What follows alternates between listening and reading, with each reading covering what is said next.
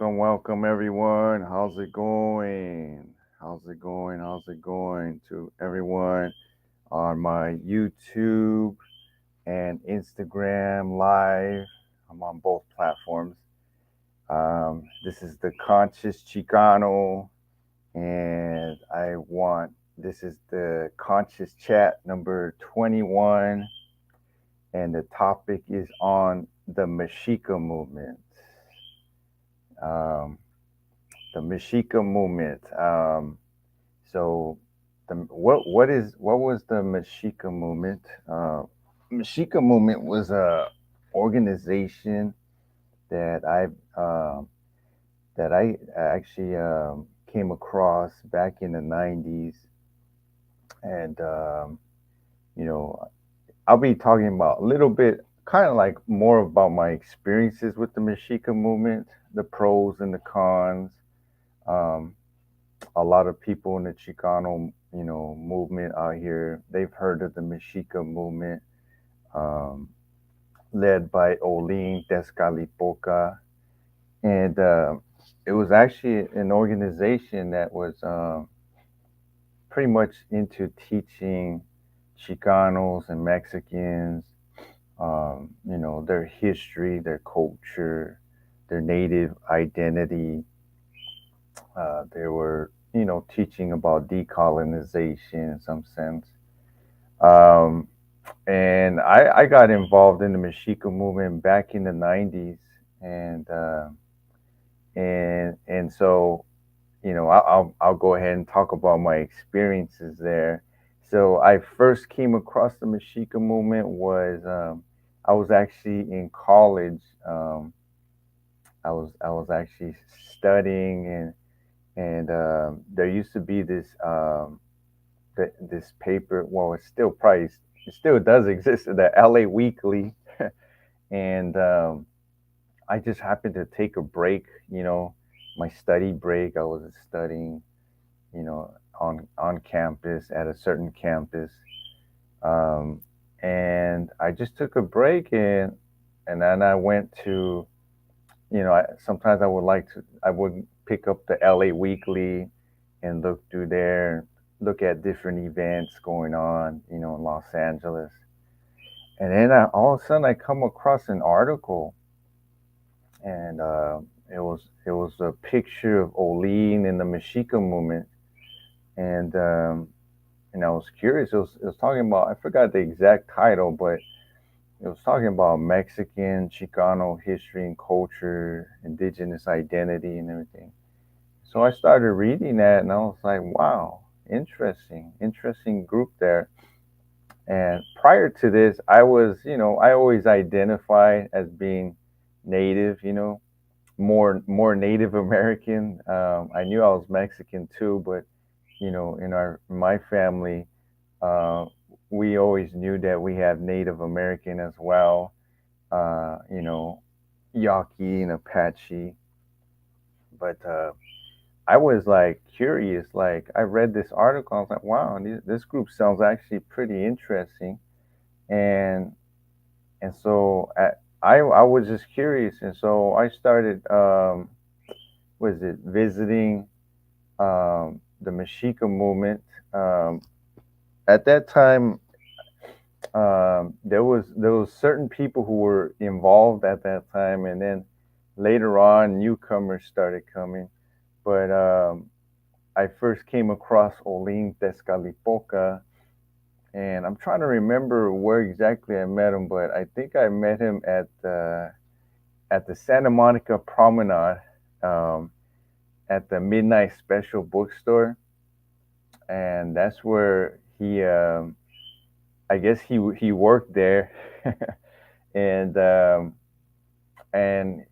met him because I went to that Midnight Special bookstore, and I was into books and going to all these bookstores, and so I met him there, and I discovered this big old section on Mexican history and culture and everything. And I wouldn't be surprised if Olin was behind that whole section, uh, you know, kind of like influencing the bookstore to sell a lot of books on Mexican history and culture. So I met him and I talked to him a few times, and I would on and off go to the bookstore. And then one time there was a poetry session going on because they would have poetry sessions, and there was a few Chicanos there too. And actually, this is where I met another guy. He's a scholar from UCLA now. I think his name was Milo, and I heard him saying some cool poetry like about decolonization, talking about the Europeans and their atrocities and everything. So I was like, oh, okay. There's another guy, you know, doing poetry on this kind of stuff, And then, then you had other poets coming along, and then I heard Oline. Oline did some of his poems. I was just sitting there and just listening to him. I was like, oh, all right, that sounds pretty dope, man. Like pretty cool. Like all this, you know, at that time he's talking about the Mexicas, the Mexicas, are Mexicans, Mexicans. The term Mexican, Mexicano, come from the Nahuatl word Mexica. Nahuatl is an indigenous language, so pretty insightful. So I kept getting, visiting Olin and his group, and attending a lot of his events, his lectures, and everything. I would actually go to his offices, and I think it was it East LA somewhere, and just have a lot of deep conversations about indigenous history and culture, decolonization, and everything. And Olin had like a whole bunch of books on the shelves, and he had all these different codices and everything. So, um, pretty good on education, educating our people and everything. And then I met some of the people there, I met a guy named Eat Squat who became an anthropologist and started lecturing on our history and culture. He passed away, unfortunate. But I actually have uh, some of his anthropology handouts. He had like I guess pamphlets and everything, and he would do lectures on the connection between Mexican indigenous, peoples and like the United States. Um, and pretty good lectures. He would talk about the mounds, and the similarities of the mounds with the temples in Mesoamerica, the similarities, the Ural Aztecans, Turquoise Road, and different things, that a lot of natives in the United States share in common history, culture with Mexicans and everything. So um, definitely he did his part in making a mark, out here for uh, the indigenous history and identity movement. Um, so definitely, and actually, a cool guy, East Goa. Remember one time I guess he was staying at near the Mexica movement's office or something like that, and he was making corn, and he offered me some corn and everything, like. Um, and later on, I ended up, coming across him at what is it, as at an event. Those with Chicano Records and Film, the whole Osla Underground thing. That was I think that was the last time I seen him, and yeah, definitely. Um, so yeah, he put it down for the indigenous history and culture. And then so my involvement with the Mexica movement was, I would get involved in their protests. I remember they had a protest at Universal Studios, and there was a movie coming out called The Road to El Dorado. And it was actually, and this is what I liked about the Mexica movement, that they would, well, since Olin was involved in the movie industry, he was very well aware of Hollywood and its racist depictions of Mexicans, Chicanos, natives, and everything. So he saw that this movie, The Road to El Dorado, was pretty much racist and uh, promoting a lot of false myths. Um, one of them is like this indigenous woman falling in love with this European colonizer, and it's very similar to the story of Pocahontas. How they try to twist things around, and when in fact it was the colonizers who were doing monstrosities to indigenous women, and raping them and forced marriages and this and that. But the road to El Dorado was kind of like an insult to our history and culture as natives. It was making us look um, like ignorant, dumb people. And it was kind of making the European look like superior, and pretty racist, cartoon movie. And so we actually got involved in, protesting the road to El Dorado. I remember I had a connection with a danza group out here in the San Fernando Valley, and I actually invited them to the protest. And I think they were called Ploke Nawake or something like that.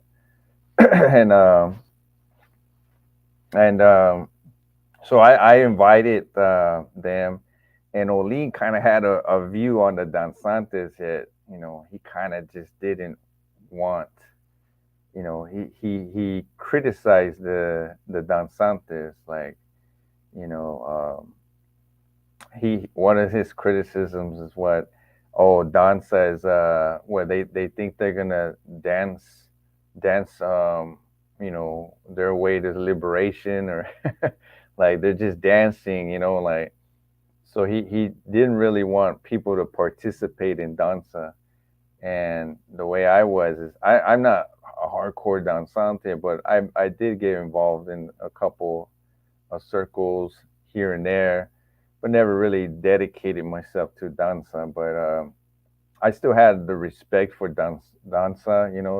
What danza is kind of like, the Mexica, what they people know as the Aztec dancers. For those who don't know, um, and actually, danza, man, is like I have respect for it because it's it's uh it's it's cultural, it's historical, and natives, we dance, and that's part of our history and culture. And it's also a good exercise, man. You can really exercise your legs there. um, but besides that, I came across some danzante circles where they do teach their history and their culture, you know. But Olin kind of had this view on the danza circles. I think he even says sometimes they become superstitious and everything. So, and there's times where a lot of our native communities can get very superstitious and everything. So I kind of see where he's coming from on that perspective. Although I don't believe in scientism, the whole view that, oh, everything's just strictly material, right? Um, you know, but there could be times where people get overly superstitious about everything. So I kind of see where he's coming from on that. Um, so I invited these danzantes over, and then he kind of changed his view on the danzantes. He said, "Oh, you know what? Um, you know, like I guess he talked to the danza leader at that time, and I guess he was okay with that danzante group joining the protests and getting more involved in the Mexica movement. So he was kind of more open to that. and and then so that whole road to El Dorado, I got really involved in that activism. Like I I started making flyers, saying boycott the road to El Dorado. I started posting them up in different schools out there like Mission College, Valley College, CSUN, UCLA, and all that, trying to get um, college students involved in all this stuff. And I, started promoting all that, and there was times where I saw like I was just, I saw the opportunity to educate people about, the racism in Hollywood, especially, with examples of, the road to El Dorado. So I would talk to a lot of people about it, and expose that racism in Hollywood and everything. So, um, and I definitely got people involved in the San Fernando Valley, started, telling people about the Mexica movement and getting them involved. And yeah, and I continue to be part of their activism. You know, their lectures. I remember they used to have lectures at, it was Cal State Fullerton, and they had different people, different lectures, different people involved in the Mexica movement. Giving different lectures on different topics.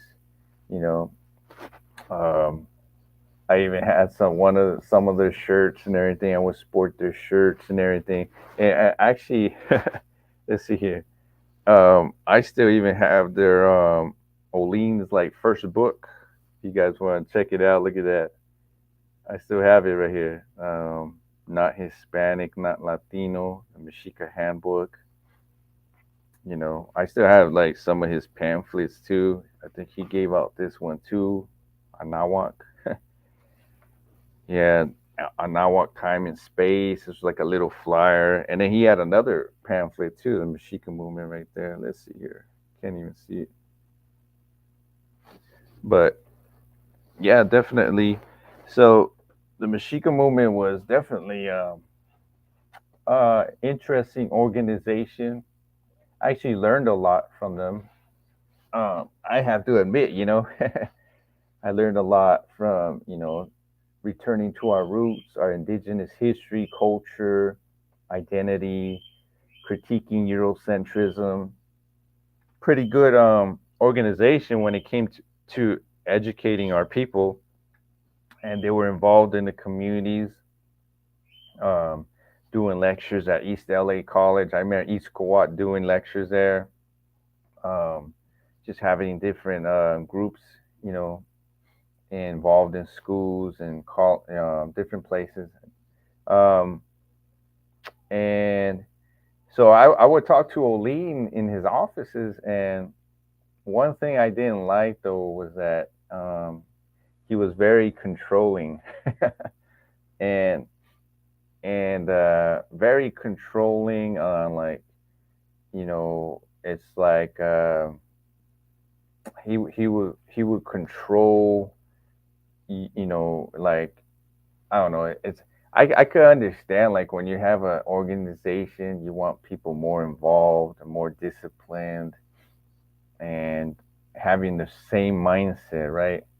But at times, Olean could be very controlling at times, um, and it's like, oh, you can't read this, you can't read that, you can't say this and that. So I wasn't down with that. And the way I am is like, I was involved in previous like Christian cults, and even though I'm a Christian, a decolonial Chicano, pro-indigenous Christian, I still say that there does exist Christian cults, and cults happen everywhere. It's not just Christian, right? And so the way Olean, dealt with people, and I was hearing this everywhere. Like, I would invite some of my friends to the Mexica movement, and they said almost the same thing. Like, this guy. very controlling, you know, and it's to the point where he's trying to control your whole life. So I'm like, oh no. That I had bad experiences with cults previously, and I know how they function, how they control, how they manipulate, and everything. So I wasn't down with that. So he wanted me to, you know, I remember he I think he kind of pitched this towards me like uh well I think I heard it from somebody else in the Mexica movement that yeah I was into, you know, education, this and that, and he wanted me to be one of their kind of like their speakers, you know, like lectures, similar to Eat Squat and some of the other guys, you know.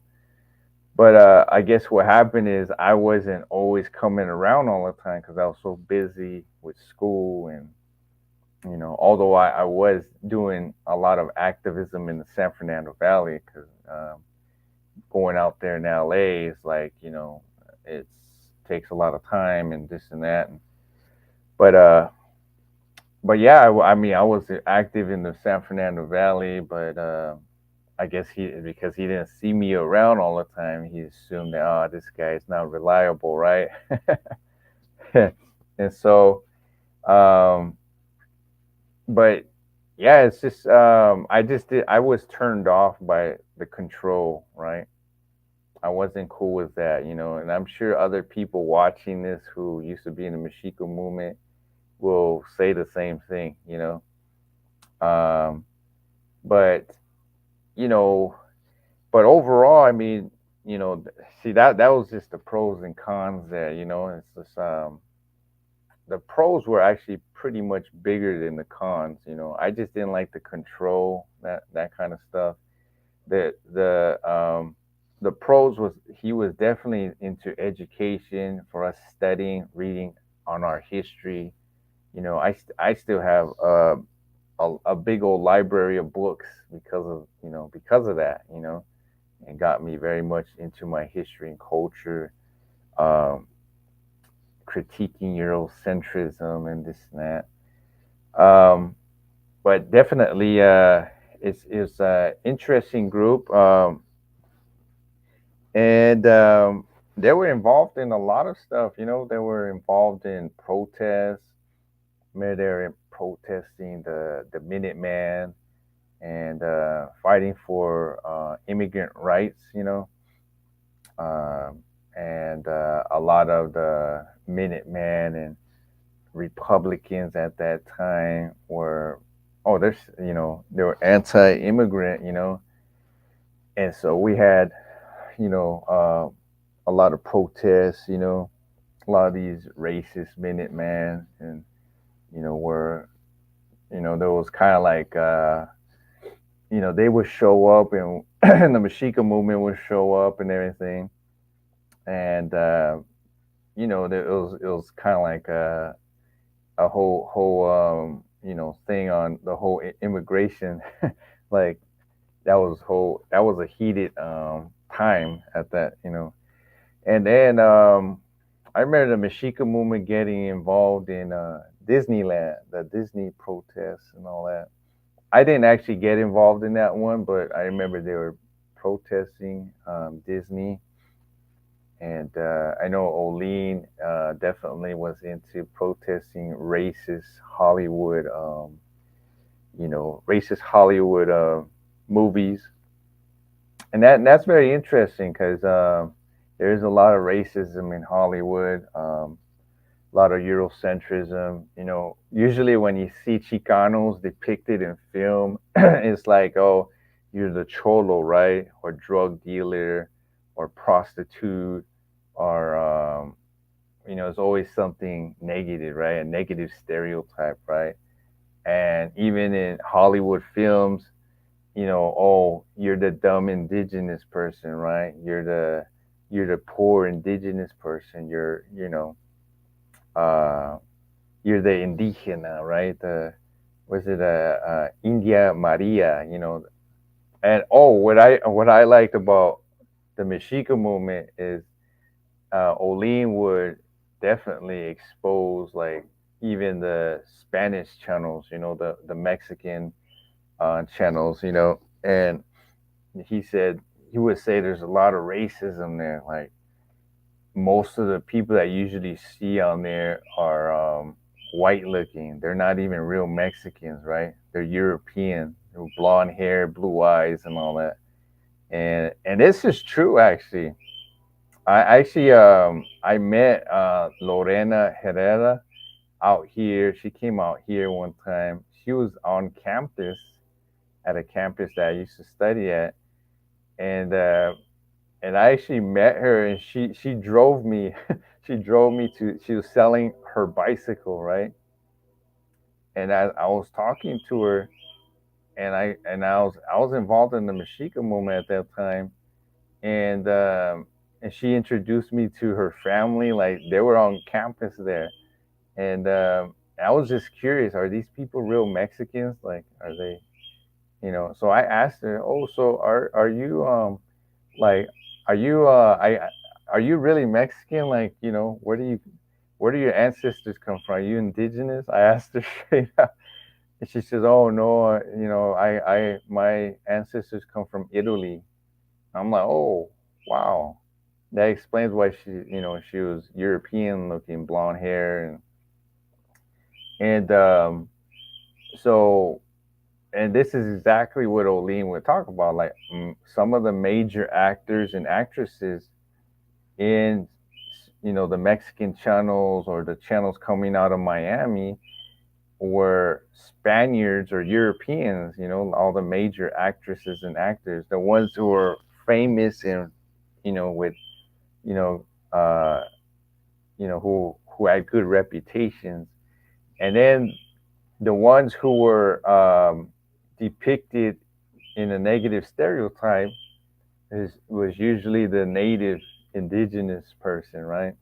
Or you're the maid, right?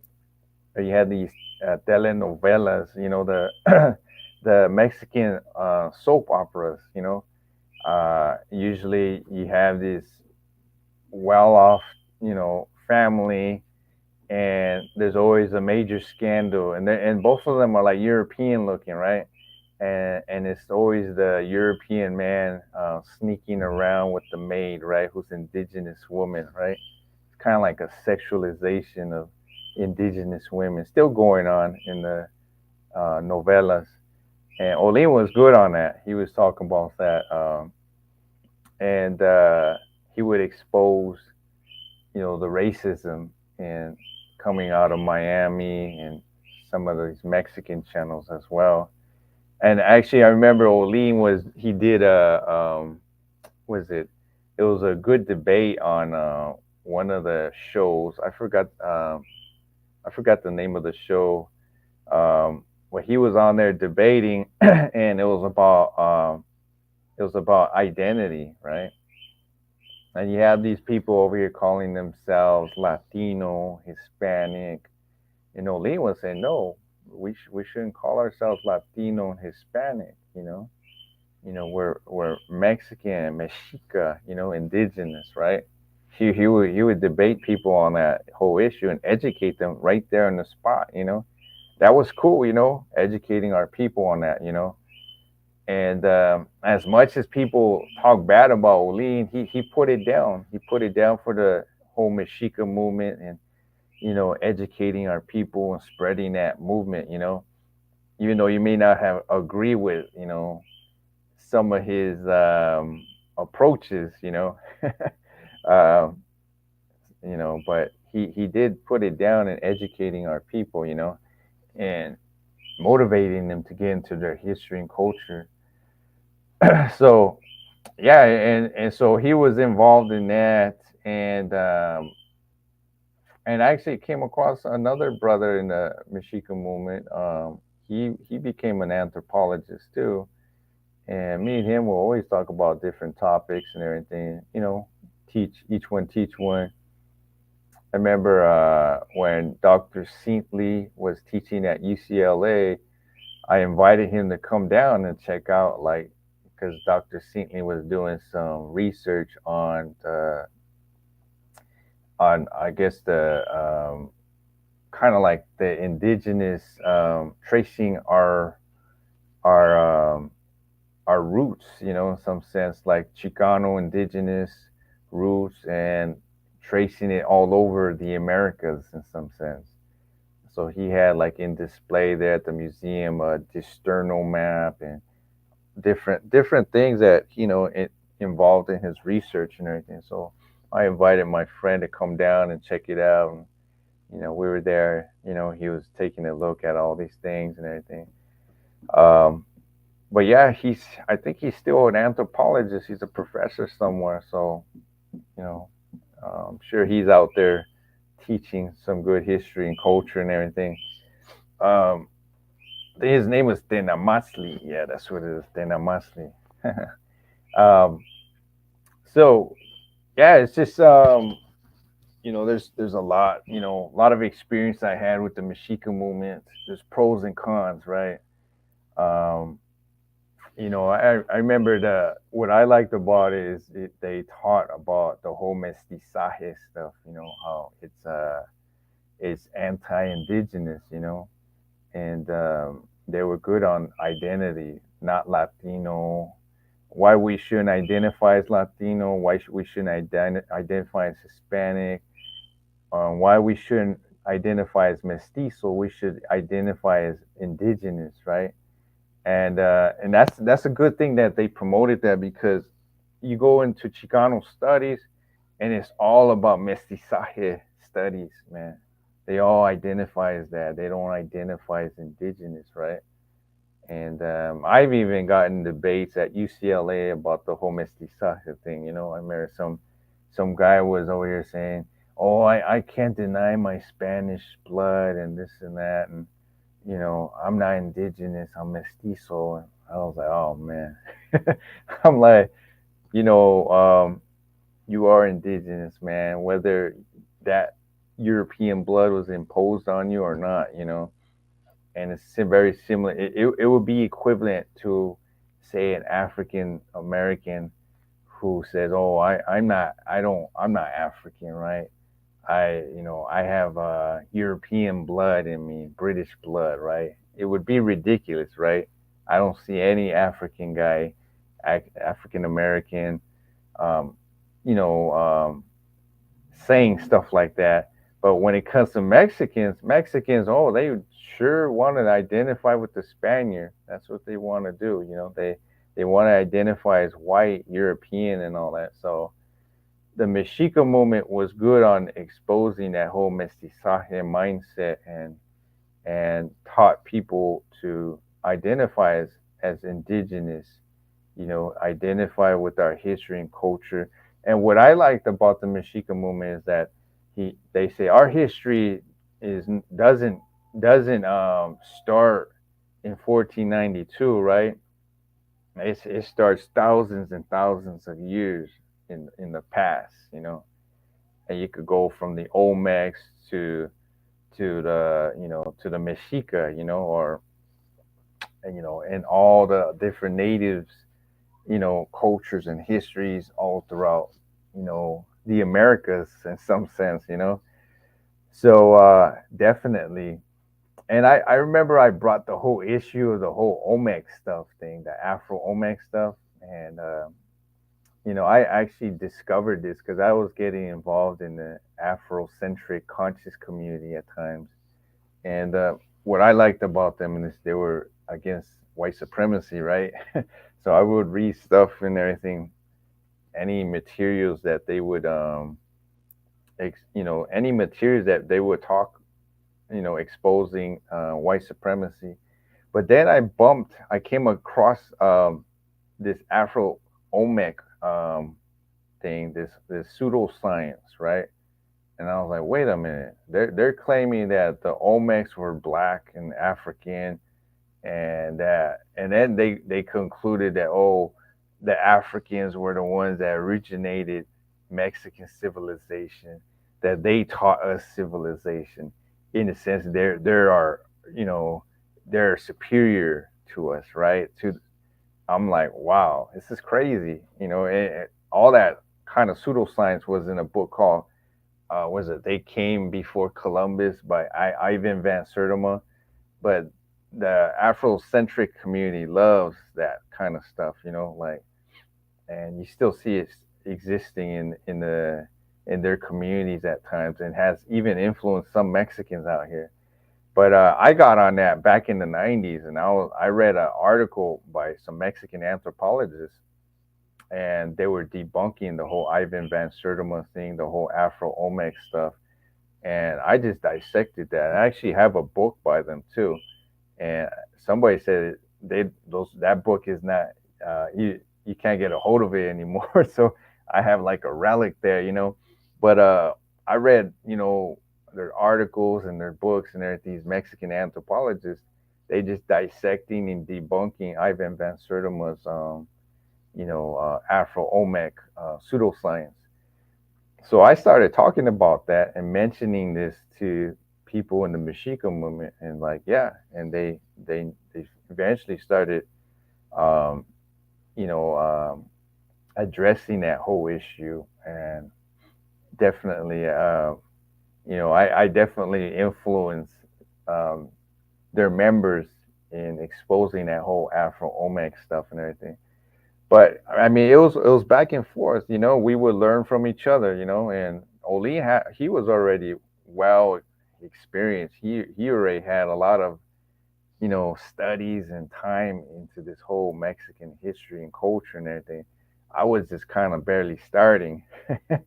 But when I got started, I started really reading a lot of stuff. And I just started soaking it up, reading it, and I was actually introduced to a book called American Holocaust, and that book just, whoa, it's just like wakes you up, man. It wakes you up to the white supremacist Eurocentric matrix out here, And you have to be careful when you read that book. Even Olin warned me about that book. Says, oh, you got to be kind of like, you got to be mature in some sense when you read that book, because it's gonna get you angry.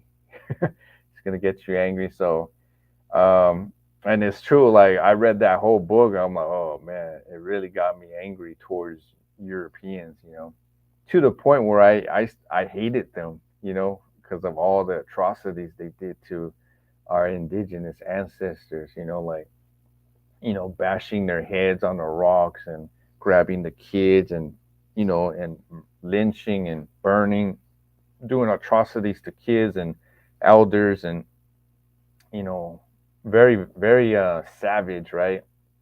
They accused our ancestors of being savage, but the greatest savages that came were the European colonizers, and their savagery has outnumbered any kind of other savagery, because you see, the indigenous Holocaust is the worst Holocaust in history, right? Conducted by Europeans. Um, so you could say that the Europeans are some of the worst savages in history. you know, some people say, "Oh, you're just being racist towards white people." It's not being racist; it's just being truthful and factual. Because the indigenous Holocaust was the worst Holocaust in history, worse than the African Holocaust, worse than the Jewish Holocaust, worse worse than the Armenian Holocaust, worse than all these other Holocausts put together, right?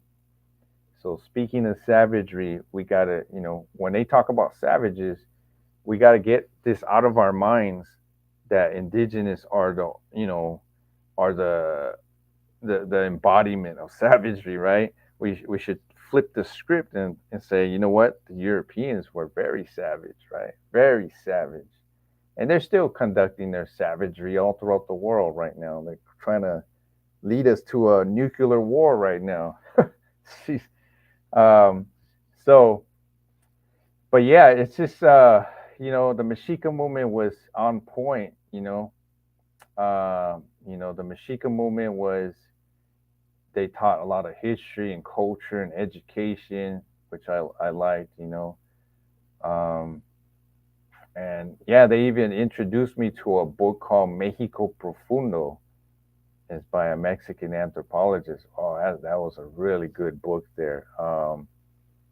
You know, really good book. And It talks about re-indigenizing, kind of like viewing Mexican history and culture with an indigenous lens, right? Uh, the guy Guillermo Pataya, he's a anthropologist too, and he talks about there's different there's he says the motherland, the majority of Mexican culture is indigenous, right?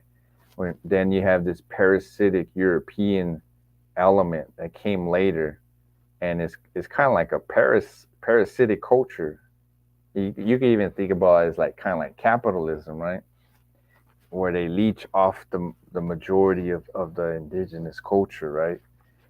So he argues that, like, it's kind of like an illusionary reality in some sense. He said, but the real culture and history, the motherland has always been indigenous. And he even critiques the mestizaje mindset. Really good book. You guys get a chance, go get it. Mexico Profundo.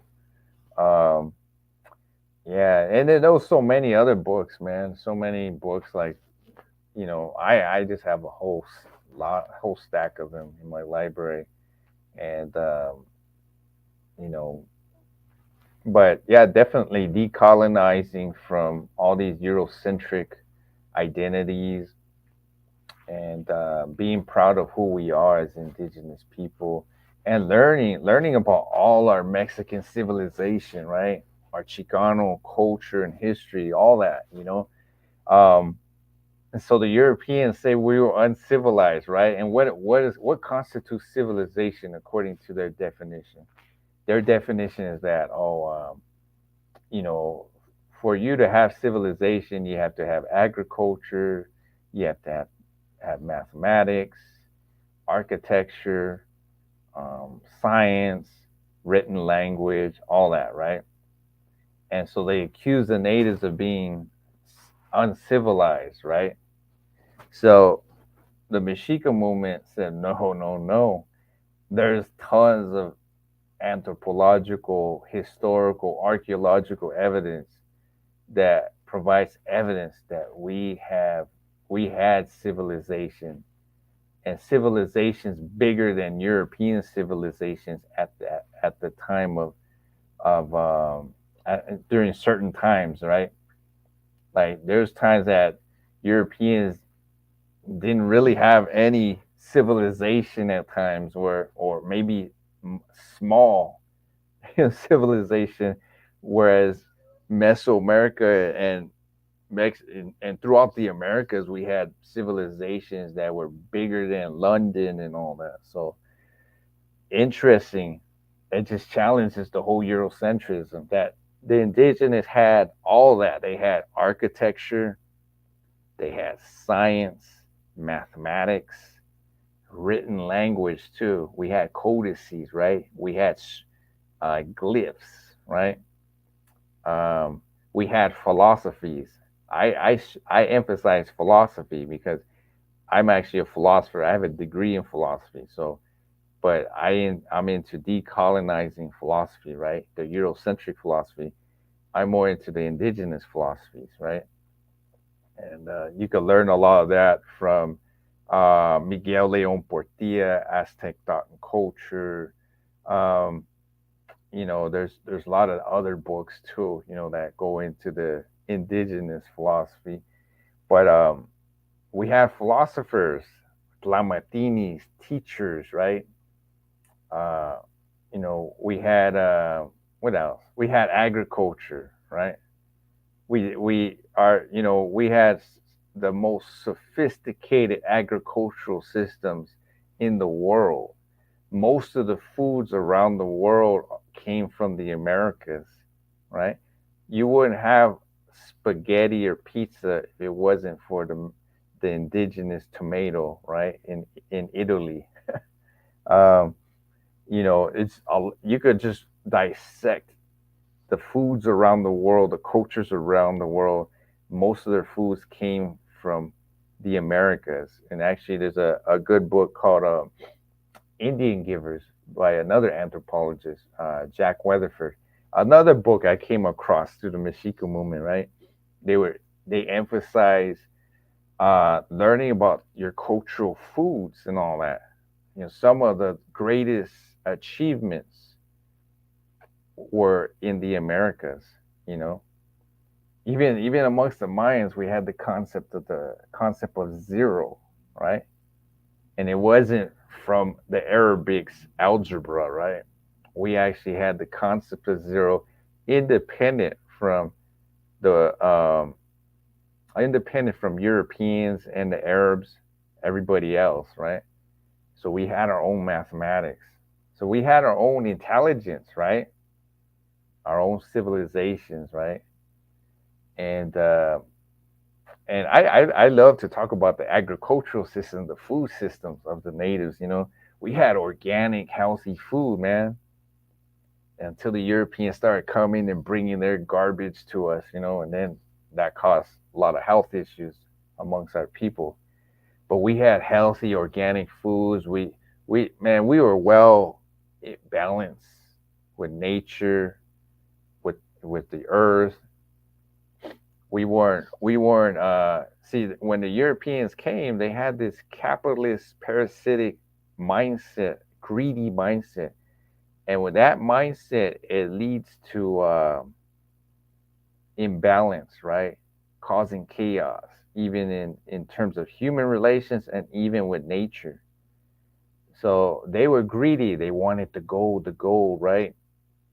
And indigenous people, they didn't. Gold wasn't like the major valued was it commodity, right? Like they actually they saw jade as more valuable than gold, right? You know, they did have a value for gold, right? But it wasn't like, oh, I gotta have that gold, the Europeans, they had this greedy mindset where they would go and kill people and take their land and just kill anyone in their way just to get that gold, right?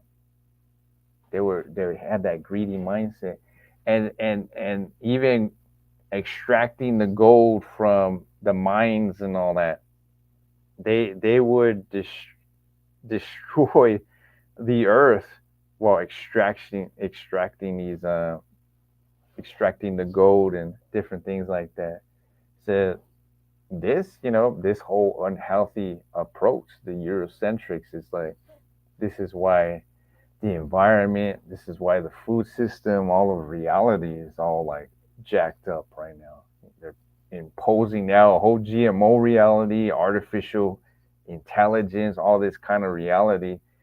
They're anti-organic, you know, reality. They want to just subvert and turn everything into some kind of artificial reality. And this is actually opposing the indigenous ways, right? Indigenous people were more into harmony, you know, and but yeah, it's just we had so much civilization here. We had you know highly advanced architecture, mathematics.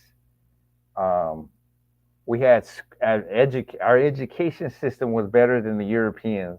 The Europeans weren't even allowing women to be educated, right? Out here in our schools out here, and we had education for both males and females, you know, and we had respect for each other in some sense, where it was more traditionalism, right?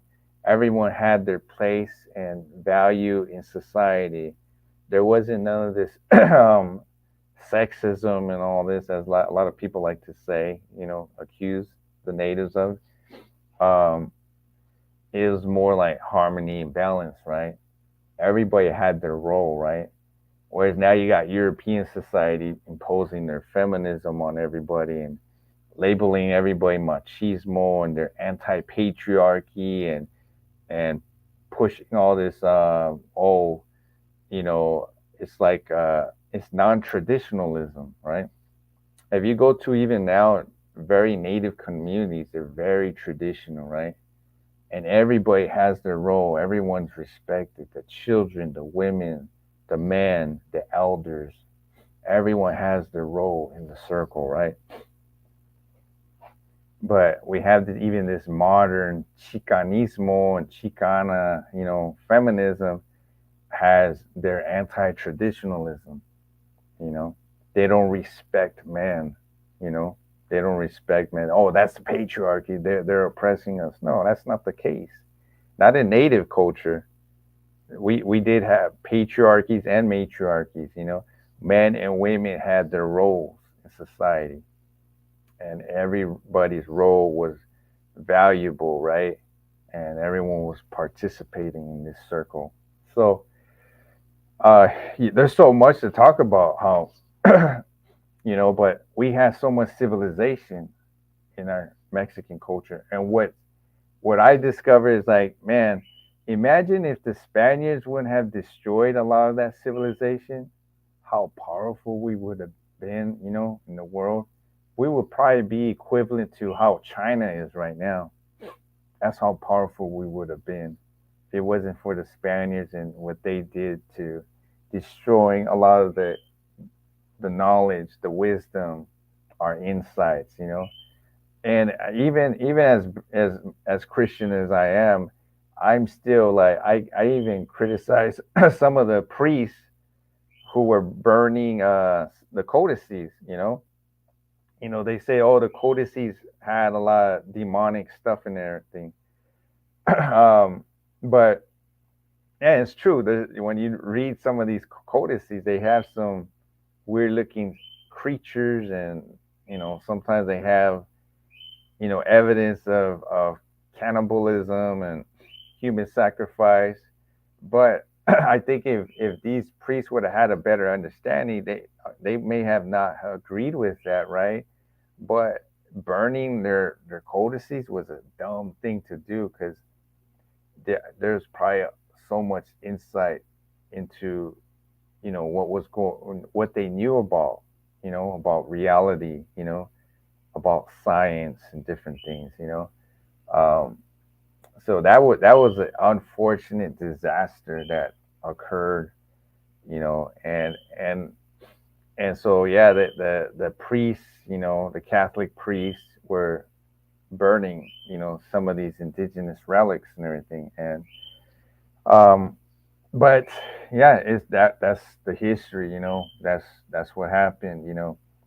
But there is some codices that still exist, and we can still learn from certain things, certain certain insights. And so even a lot of times people say, oh, Christians, like me being a Christian, right? It was like, okay, they would think that I'm anti everything about indigenous, and that's not the case. I'm pro indigenous. And so even Olin saw that. Oh, he's Christian. Like, Olin made a comment like that before. But what's interesting is that I like, you know, what's interesting is Olin still has certain views that I noticed that he had.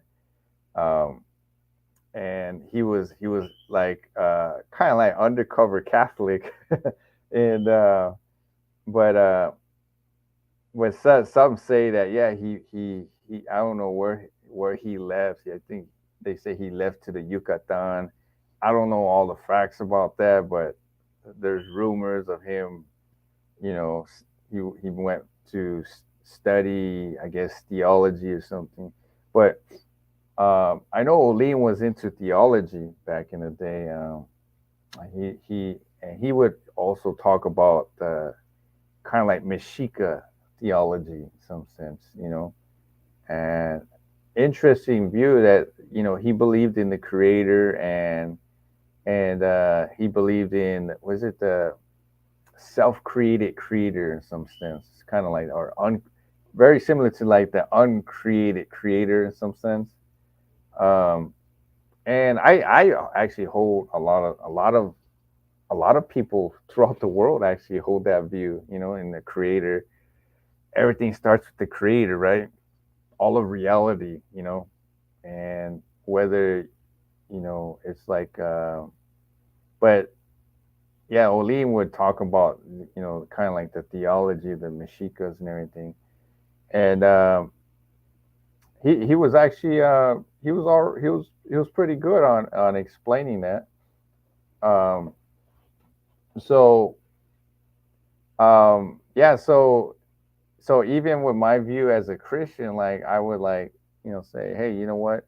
I still see something wrong with the priests, burning all these codices and destroying all this indigenous culture. There was so much for us to learn, and and to this very day, I still, I'm still like, I still learn from indigenous culture, history, and I still get insight.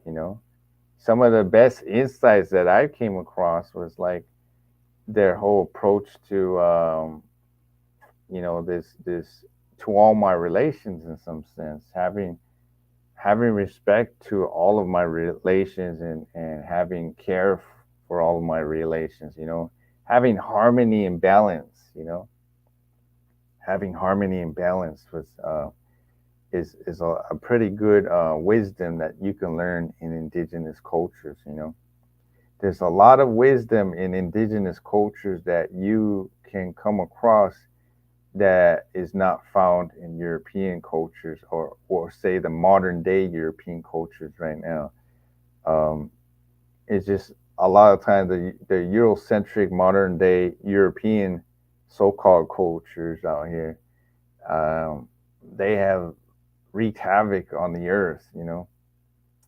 We see this whole industrialization, this GMO reality, artificial intelligence reality, all this stuff, that the Europeans are, wreaking havoc on reality. So there's so much that we can learn from indigenous cultures. Lots of wisdom there. How's it going? Definitely lots. I have some people here on YouTube and Instagram. So welcome if you just joined the chat. Definitely. So if you just came in, I'm talking about my experiences with the Mexica movement, what I have learned, the pros and cons to it. A lot of it's pros. And you got to give credit where credit's due. I know a lot of times people hate on the Mexica movement, but they were good on teaching history and culture and educating our people. Um, and I actually learned a lot from the Mexica movement, and I just, in a sense, like I've been influenced by them. And I the way I am is I take it further though. I take it further, and you know, and I remember at one time, Oline didn't like me talking about Zionism. And me, I'm very well aware of Zionism, and a lot of its, you know, oppression of, Palestinian people and everything. But, I think Oline was pro-Palestinian though. So interesting. But I will get into the whole Zionist stuff, and at times, and expose them. And no, I'm not anti-Semitic whatsoever, but there is some corruption in the powers that be, you know, especially the Zionists, and they also have, we have the white supremacists and the Zionists. We have the secret societies and the New World Order and all this stuff. They're wreaking havoc and control over the world, right? And you know, they're at times Eurocentric, definitely. But yeah, man, so but it's you learn, right, and then you take it further, and you specialize in whatever you specialize in, right? And me, my approach was, very philosophical, right? Or even theological, philosophical, and even anthropological in some sense, because I would study a lot of anthropology too, and all that. Learned a lot about that. Um, but yeah, I mean, you know, what happened to the Mexica movement? I don't know what happened to. I think everybody kind of like splintered off, and some of them are still involved, some of them are still teaching, some of them are still involved in activism.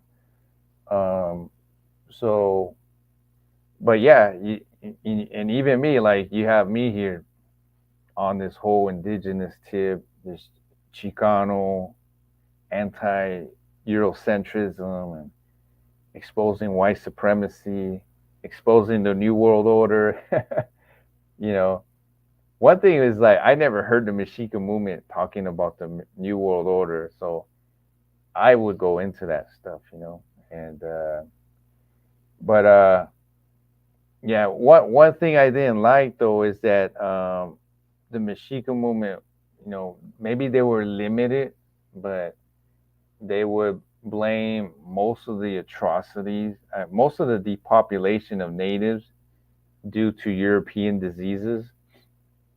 And actually, I kind of believed that at first, but then when you start reading more on anthropology, like books like Beyond Germs and everything, you realize that most of the depopulation of natives was due to European aggression and violence, Because what happens is if you just blame the diseases as, the majority, what was the disease as the major cause of depopulation, then what happens is Europeans are not held accountable.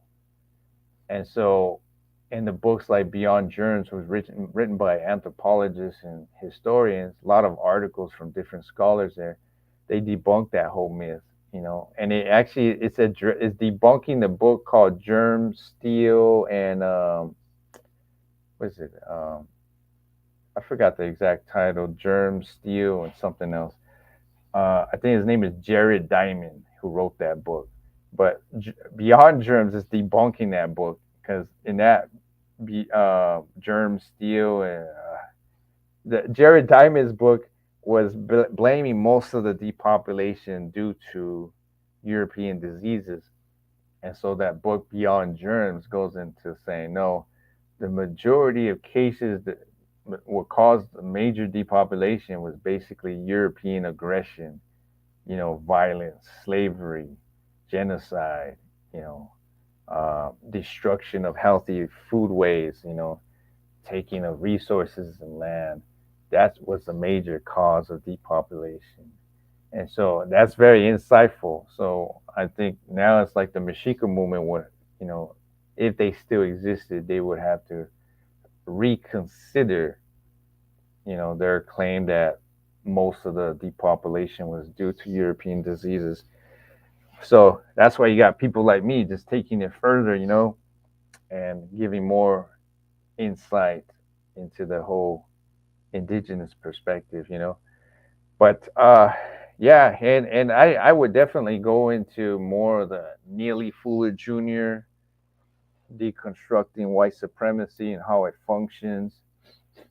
So the Mexica movement was good in okay, colonization, right? Eurocentrism.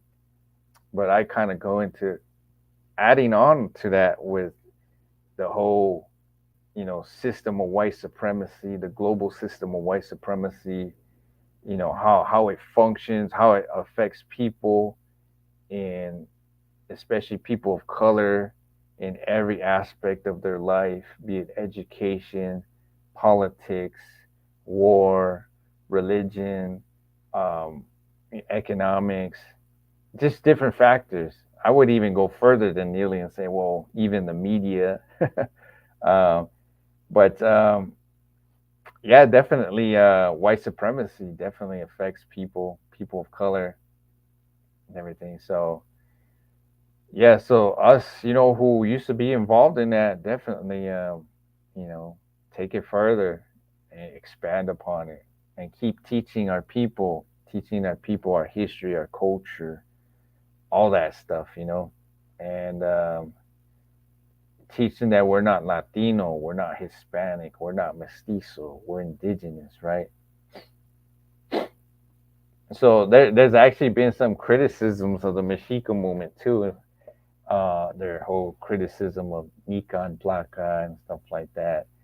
But I think Olean's intentions were good to, have, I think he saw the issue of, okay, maybe we weren't all called Mexica, right?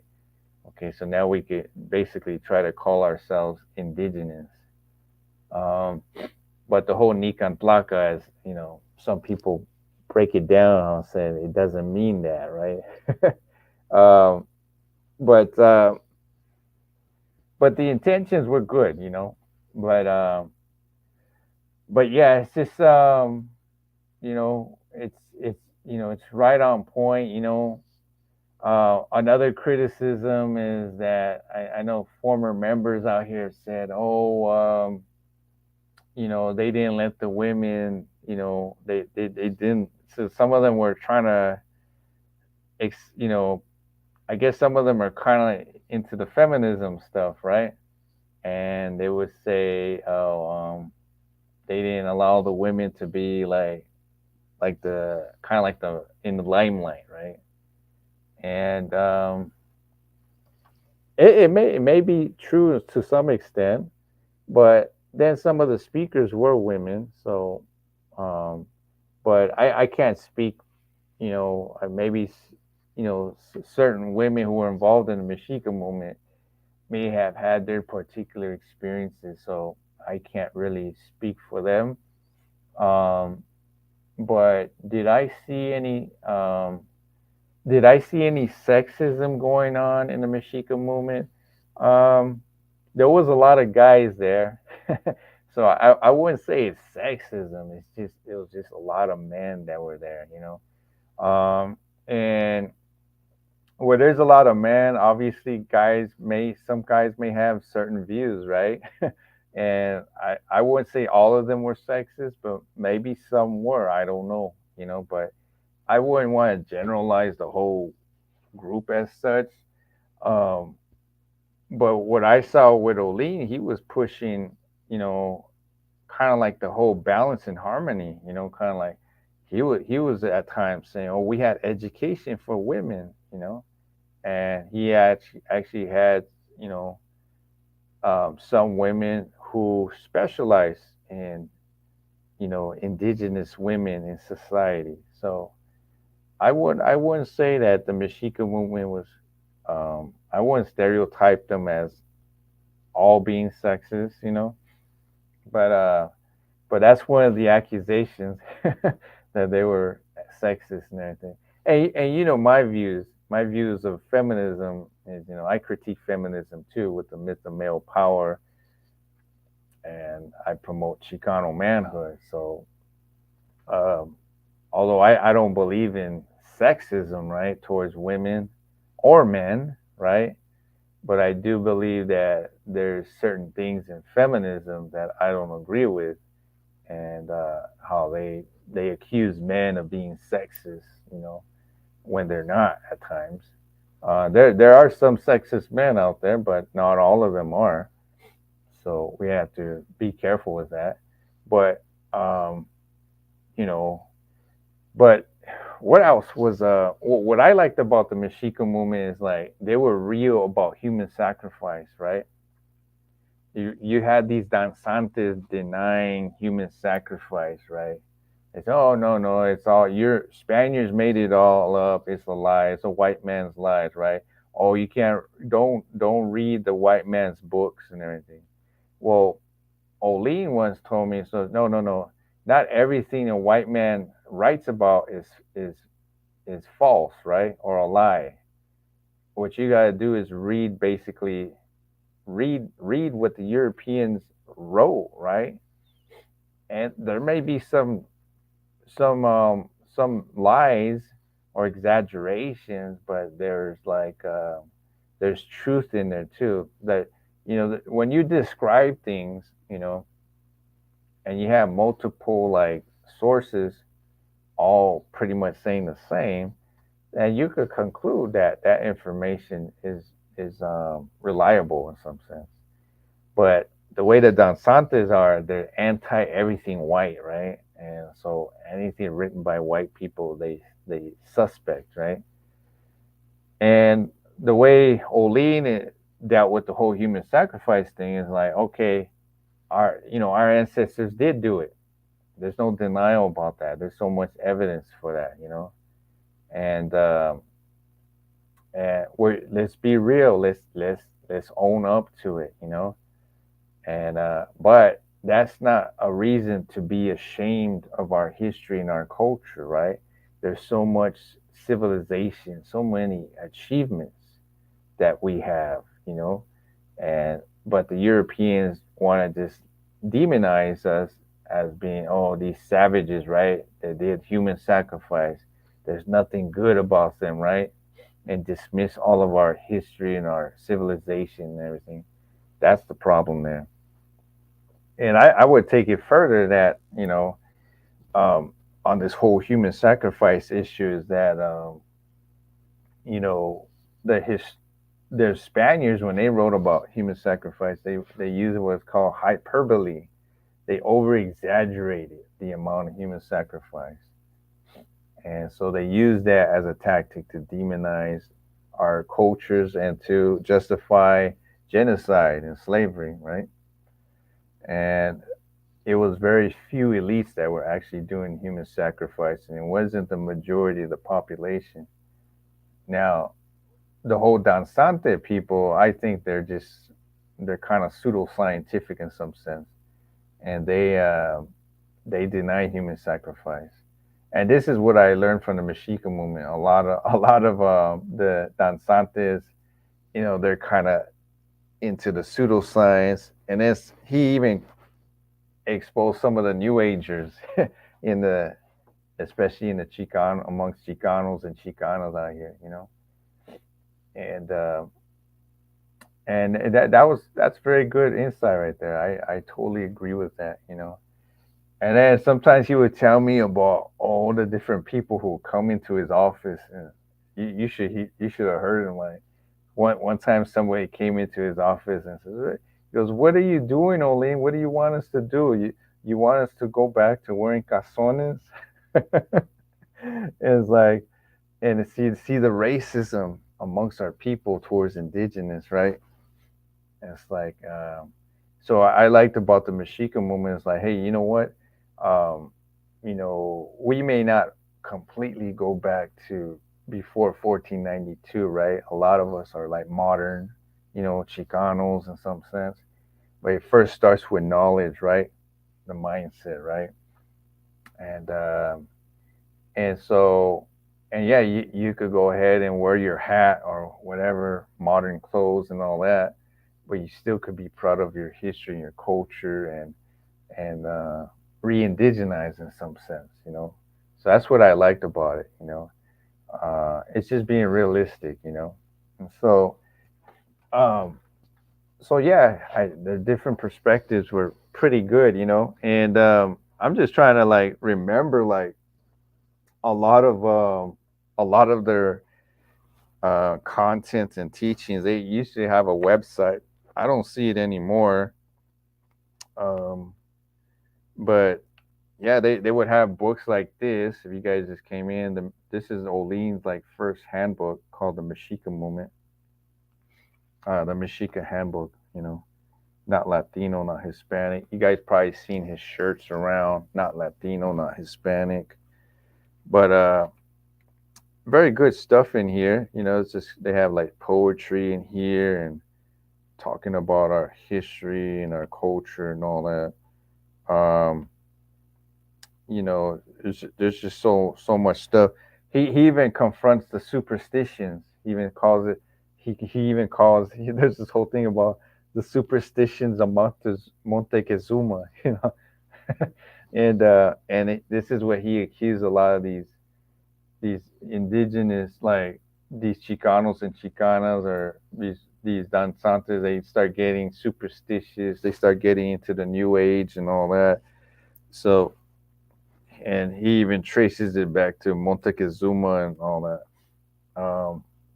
I guess it's the superstition of, I don't know what they said in history about the way Montezuma kind of like I think they supposedly they had omens and all that stuff. And some people say if you know, some people think that's authentic. Some people say no, it's made up by the Spaniards.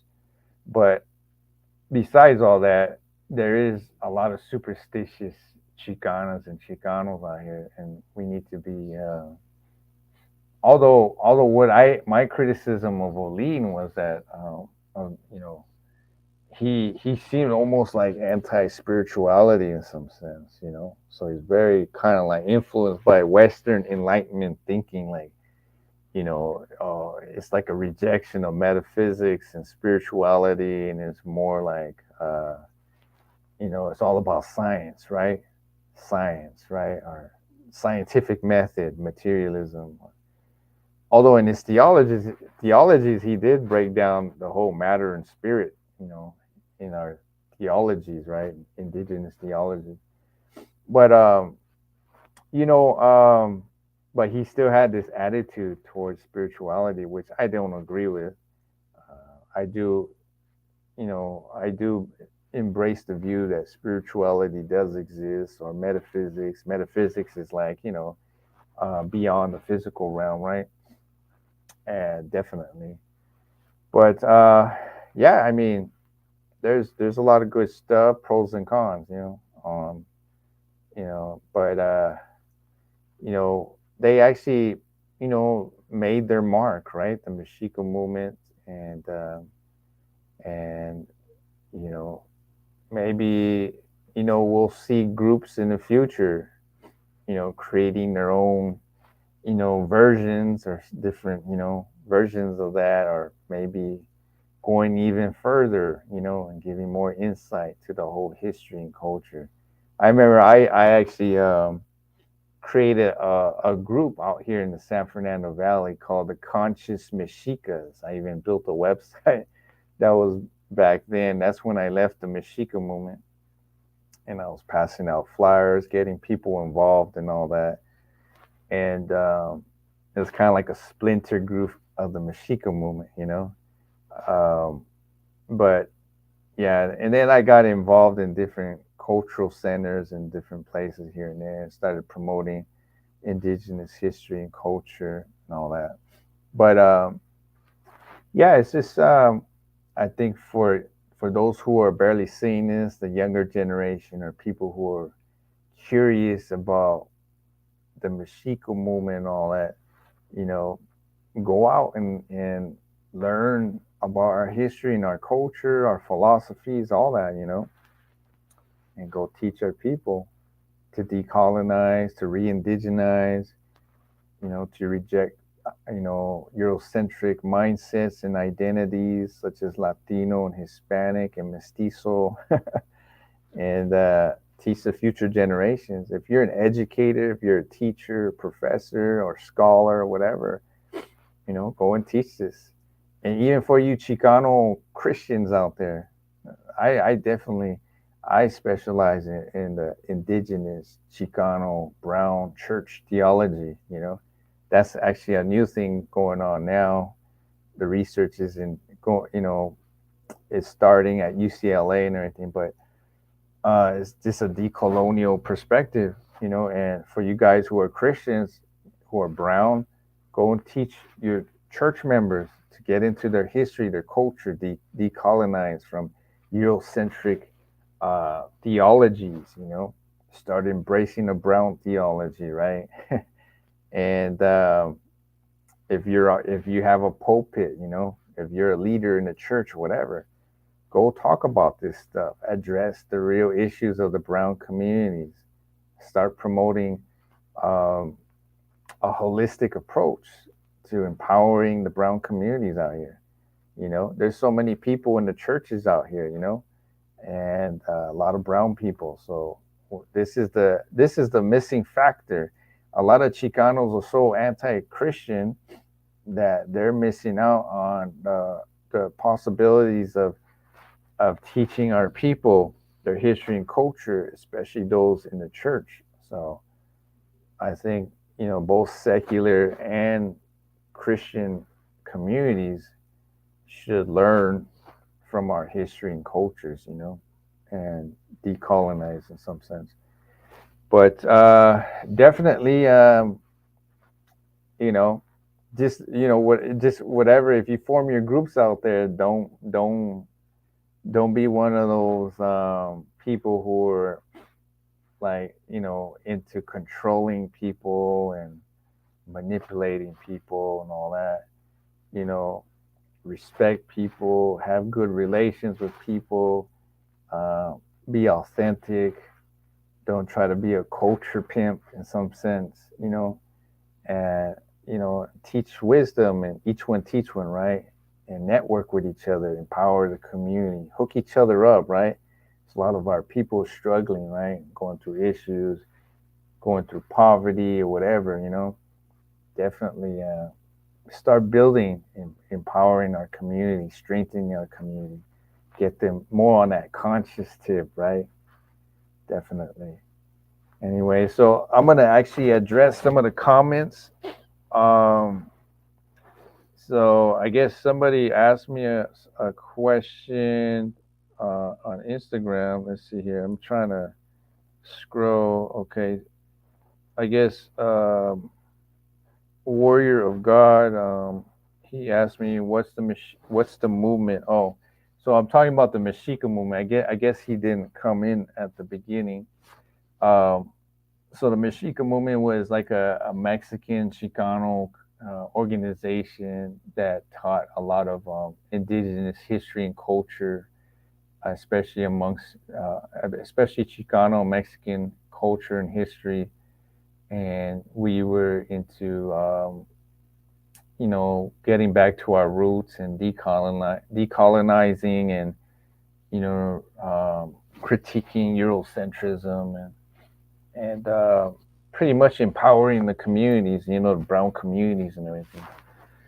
And so yeah, that's what it was about. And let's see here. I have some more, I guess, comments. Let's see here. See, they need to do a movie. Oh, okay. So, casual conversations with GNA asks, is the Mexica movement, is it no longer active? Oh yeah. So I'm not too sure. Some people say it's still active. I guess some of the members may be still doing it. I'm not too sure if it's actually active. But I know Olin, they say he took off to the Yucatan and now he's studying theology. So I'm not too sure what exactly is going on. But people have splintered off here and there and they're doing, their form of activism in different places. Some are activists, some are still involved in protesting, some are teachers and all that. Um, some are professors and everything. So, uh, different. I guess some of them just either splintered off and they're doing it in their own way. So, and that's inevitable. Everything, you know, everything kind of starts and ends, and everyone kind of splinters off and does their own thing. Uh, but yeah, it's just sometimes I see videos of former members. I saw one video of actually it was two members. I think it was Citlali and some other guy. I forgot his name. And they have a whole video on the pros and cons of the Mexica movement. And Citlali is still teaching the indigenous history and culture and everything. Um, and she's a teacher as well, and she's still putting it down. She does talk about the pros and cons of it too as well. um, and who else? Oh, I saw another video. This was like I guess a guy who used to be involved in the Mexica movement, and it was just him just critiquing the Mexica movement. He didn't like it and his experience, and Uh, some accuse the Mexica movement of being a cult, and and by definition, you could say a cult is some a group that controls and manipulates. Um, you did see sometimes, the Mexica movement doing some kind of controlling people, um, and I that was one of my criticisms that would I label it as a cult?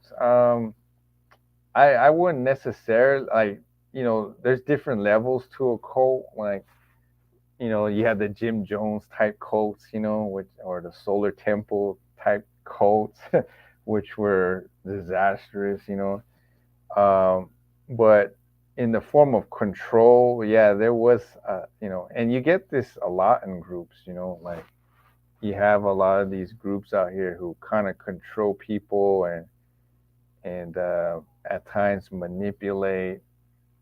So this is what I didn't like about it, Um, so yeah, there's pros and cons. There's pros and cons to the whole Mexica movement. I'm on YouTube for anyone who just came in. I'm on YouTube, so welcome. So, anyways, there's pros and cons to the whole Mexica movement. I would say a lot of it was good on the education aspects, but I just didn't like how they control people, and kind of dictating your life and everything. I know Citlali exposes that more. She's, she was, you know, she was there for a while, for a long time, and she was being she felt like she was being controlled as well. So she goes into that in her video. Um, and the way I am is I never really liked any of that. Like I saw it right away, so I was like, okay, I'm bouncing. So um, I knew about that kind of stuff, so I wasn't down with that stuff. But they had I wouldn't dismiss everything about the Mexica movement. They were good on the whole history and culture and education. But like I said, a lot of groups are like that out here. You have to be aware of that. A lot of groups, in the communities, sometimes they form, and you got to be careful with the control manipulation. Um, there's been even like later on, like different natives who were being involved in the movements and all that, and they came out, and this is why like you can't make anyone your guru, right? And I'm anti-guru in some sense. I even tell people don't make me your guru. It's like uh, the only one you should make your guru is God. God Almighty, the Creator. All wisdom comes from God, right? So my thing is that it's good to hear other people with insights and wisdom. Each one teach one, right? And everyone has their inspirations and everything. And so some people look up to certain people too. Just don't make them your idol, right? Don't put them on a pedestal, right? People have their flaws, and nobody's perfect in some sense. But and there's man, humans are corrupt. So where there's power, there's always like corruption. So um, I wouldn't be surprised, with people like it's just. But that's why I don't really make anybody my guru, and it's that's what you got to have this mindset when joining certain groups out here. uh, there was a point where I was anti-group, right? I was kind of like more. Well, I'm still kind of like that, like an anarchist in some sense, Chicano anarchist.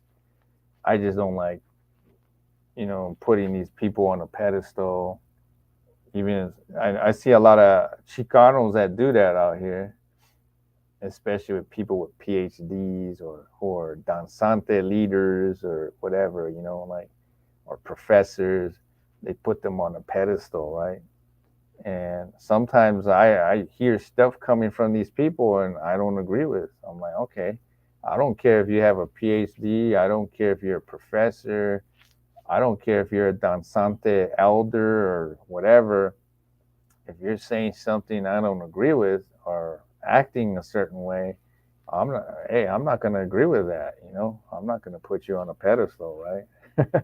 So, um, so things to learn from, experiences out here. It's just speaking out of experience, you know, and so, and it's almost like what the Bible says. It's like, let every man be a liar and God be true in some sense, where don't make anybody your guru, make God, make the creator your guru, you know. Anyways, well, if anyone has questions, definitely send me some questions. I just see some people that just entered my Instagram. Um, the whole topic is on the Mexica movement. And, I was involved in the Mexica movement in the 90s. Usually people just know about the Mexica movement or certain members, right? But there's a lot of other people who were involved in the Mexica movement. And I learned from them. I was influenced by them, but I saw pros and cons with the whole movement, and I kind of bounced early because I saw certain things I didn't agree with, but I still adhered to a lot of the history, the culture, the history, the knowledge, and all that. Um, so definitely. So let's see here. Casual conversation. Good to see you here. Uh, she asked a question. Indigenous is what we need to identify as. Yeah, well, even that's even controversial. I was actually listening to an elder. There was this Lakota elder who was talking about this. Actually, when you go to the reservations, like native reservations, like everyone has their own perspective on what to identify with, and they're definitely not identifying with European, but some say, oh, should we be called Native American? And some are okay with that, some aren't. Since I know American is like a colonizer identity, right? So I'm anti-Native American. I'm not into that whole Native American identity. I know some of the people who are involved in the indigenous Chicano movement. They want to call themselves Native American. Some of them say, "Oh, don't call yourself Mexican. That's that was European nationalism, right?" But I like the Mexica movement's perspective. Like, well, Mexican may have been nationalized, right? The criollos, the Europeans of Mexico may have nationalized the term Mexican, and but we could re-indigenize that term and take it to its roots. Roots meaning Mexican means Mexica, right? It comes from the Nahuatl word Mexica. So it's not like you're taking up a European identity. You're just reasserting your indigenous roots. So the rejection of Mexican national identity, I don't completely agree with it. I mean, there was Europeans in Mexico who were making the official identity as Mexicano, Mexican, but we still have at its core the Nahuatl word Mexica, that the roots of it, So I don't see anything wrong with somebody calling themselves Mexican, Mexicano, American. I just don't, I can't identify with that because when I hear American, I some say the word American comes from the Italian colonizer Amerigo Vespucci. You know, that's the typical history of the on the roots of the American label. And then some people come out and say, well, no, American comes from an indigenous word from South America. I think it's amongst, I forgot where it comes. I think is it the Incas or something? Somewhere in some natives from the South America, there's this whole thing about Americua.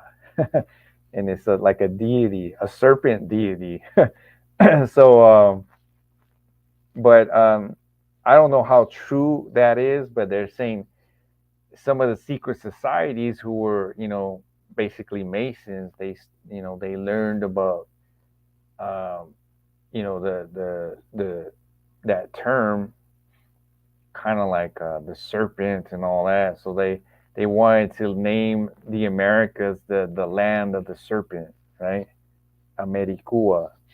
And and the Masons were all into the Luciferianism and all that stuff. And so, well, I don't identify as American for those reasons. I'm definitely not a Luciferian, and I'm definitely not into Amerigo Vespucci. So I'm not into that whole Native American identity.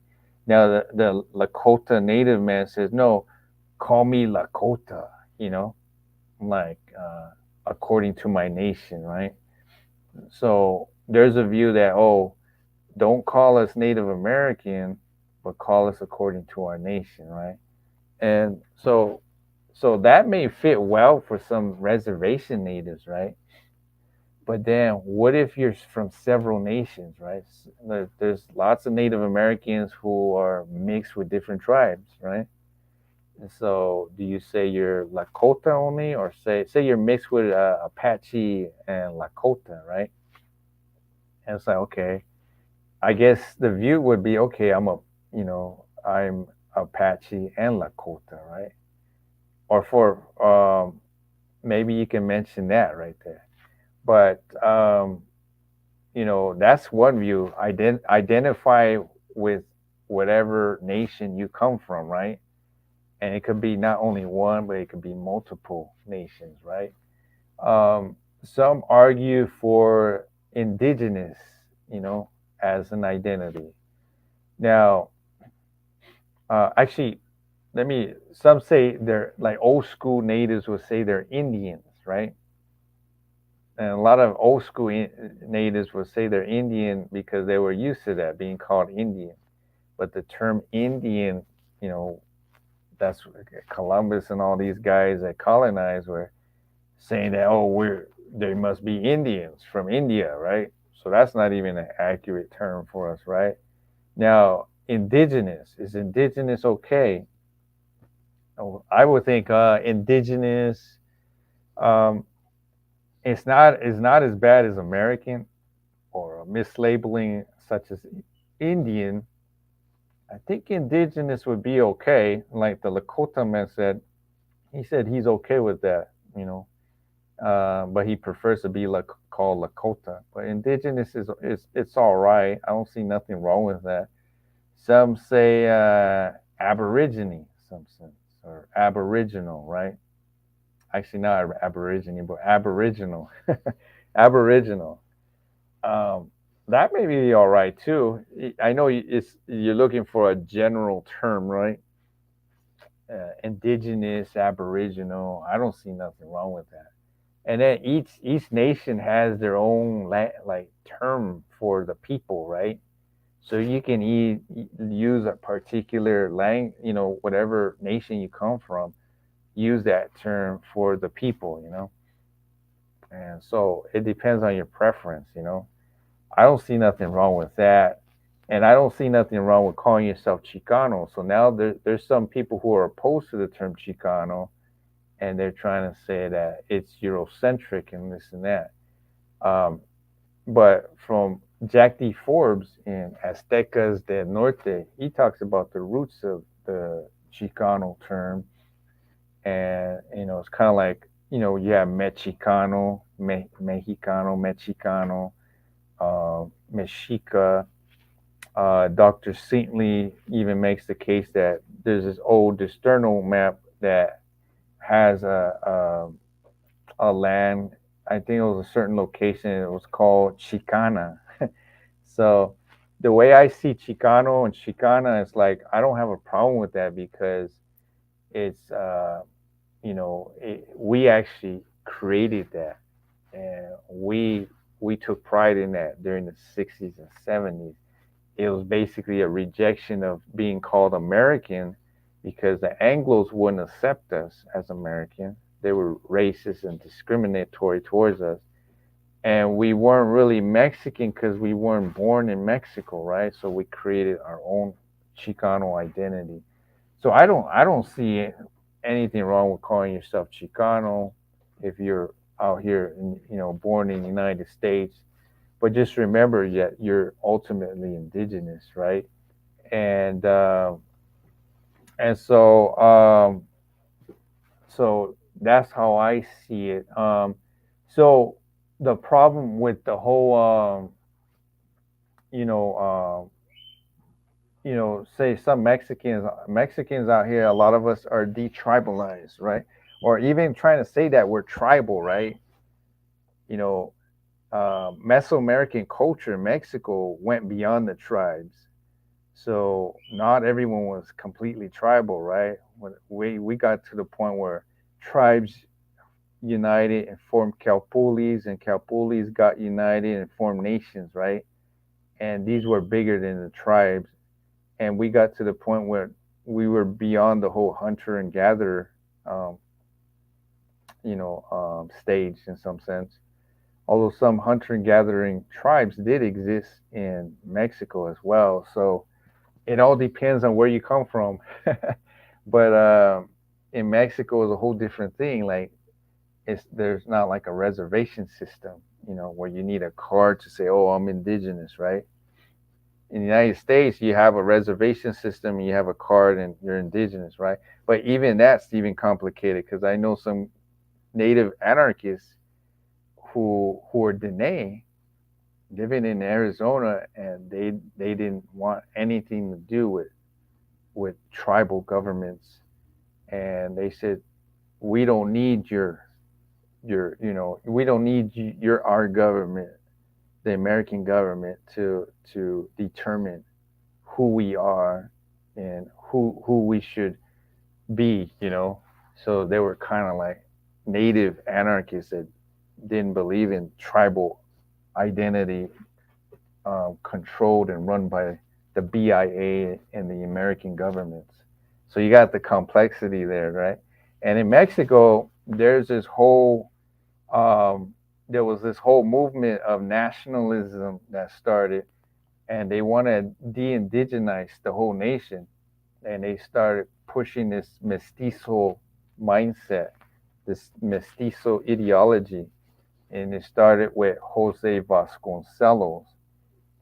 Actually, I don't know if it actually started with him, but they created this whole caste system, a racist caste system. So they started dissecting the whole colonized society and started saying, "Oh, this person is in Indio, right? He's a indigenous, and this one is not indigenous." People who are mixed with Spanish, due to the product of the majority of cases of rapes and forced marriage. These people are mestizo. They're superior than the Indio, right? And then you have the criollos at the top, the Spaniards born in Mexico. They were the superior ones. And then at the beginning, it was even the Spaniards from Spain were the most superior, right? So you kind of had this whole caste system, and you had different labels that kind of like were people would mix with each other and have all these different labels and everything. Um, but they formed their own racist white supremacist caste system, and then they nationalized and made everyone believe that everyone's mestizo. They're no longer indigenous, right? And even with full blood indigenous people, they were like, "Oh, no, no. If you speak Spanish, you're no longer indigenous. You may be full blood, but if you speak Spanish, you're now mestizo. You're not Indio, right?" And and so the statistical facts was like, I think it was like 70% or a majority prior to the nationalism of mestizaje. Uh, Around 70% of the population were speaking their native languages, right? Until they started enforcing the Spanish only thing. And then they started pushing this mestizo identity politics and nationalizing things. Then you started seeing the statistics going down and less indigenous population. Well, in fact, this is what Mexico Profundo talks about. He talks about the majority of the population is not mestizo, it's indigenous, right? Everyone thinks they're mestizo, right? And that might not even be the case. But I like what the Mexica movement says, that even if you're mixed with Spanish and indigenous, you should still identify as indigenous, because what happened in history, in the majority of cases, either it was a rape or forced marriage. You should identify with your ancestors, with your history, your culture, with the motherland, with indigenous. So, that whole mestizaje mindset has brainwashed us to embrace the colonizer, to be a European, right? To be Eurocentric, to be double minded, right? That's the problem out here.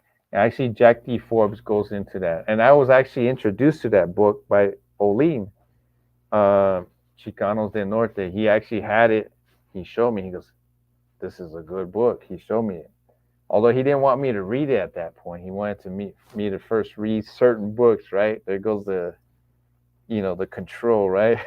But he had his reasons why he wanted me to read certain books first to have a good foundations, kind of like Daily Life of the Aztecs and all that. But he showed me the Jack D. Ford's book, and in that book, there's a whole chapter, mestizaje.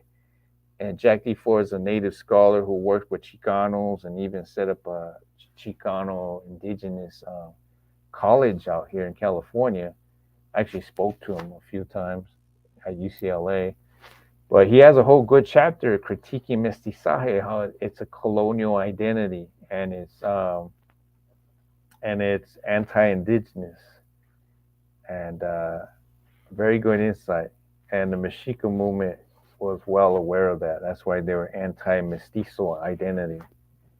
And they say even if you may be light skinned, right? I remember Iscoa would tell me, oh, he says he was light skinned because he saw it as like, you know, he kind of, it's like a remembrance of what happened in our history, that our ancestors were raped, you know, but he still identified as indigenous, right? So, um, and I liked about the Mexica movement, they stressed that even in our even in Mexican Spanish, there's a lot of Nahuatl words, indigenous words. You'll be surprised, you know. There's so much in our culture that's indigenous, our foods, our language, some of our traditions, all that stuff. So, definitely. So, I definitely am not okay with Latino, Hispanic, Mestizo, um, Spaniard, American. I'm not really down with all that. I believe in decolonizing from those identities and just delving, searching through your history, your culture, and all that. I don't see nothing wrong with Chicano, Mexican, Mexicano, um, or whatever native ancestry you come from. You know, be proud of that. And you know, learn about your history and culture, and not that, just that. Share that history and culture with your family, friends, and teach them to teach these brown folks out here to learn about their history and culture and decolonize from Eurocentrism, white supremacy. Anyways, so I guess I'm going to end it here. So if you guys want to get a hold of me, let's see here. Definitely go to my links below. Click on the Rumble account. Go check out those uncensored videos there. Click on my Instagrams and get a hold of me there and send me a message if you want to be part of my videos or something, on certain topics. Or also click on my Twitter and add me there. If you don't have a Twitter account, create an account, because I'm gonna start. I'm already have been doing conscious chats there, uncensored. So here on YouTube, Facebook, TikTok, we're controlled in some sense where we can't say certain things, right?